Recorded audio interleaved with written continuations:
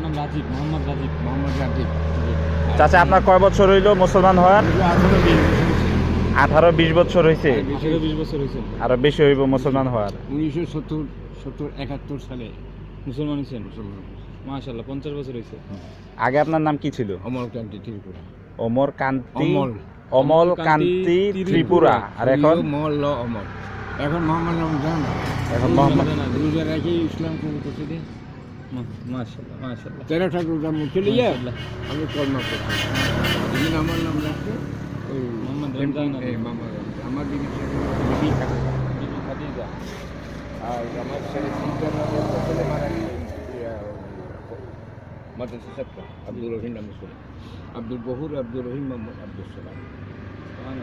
আর দুটা মেয়ে, একটা হলো ফাতেমা আর একটা হলো ফারবিন একটা। মেয়েদের বিয়ে শাদী হয়েছে? মেয়েরও মানে মাদ্রাসা লেখাপড়া করেছে, ক্লাস 6, 5 এইভাবে। মাশাআল্লাহ। ছেলে বড়টাও মানে আপনার বাসা কই? এখানে বাসা কই? বাসা ওই তো মসজিদের পিছনে। মসজিদের পিছনে? ওই তো মসজিদের পাশে। জুম্মার নামাজ পড়ে দিয়ে কোনো ক্ষতি বাসে?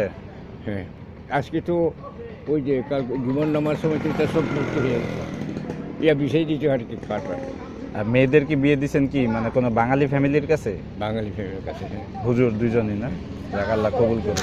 না, ছেলের শাশুড়ি একটু ভালো, মানে ইমামতি করতে আর কি। আচ্ছা, মাটির আগুন মসজিদে।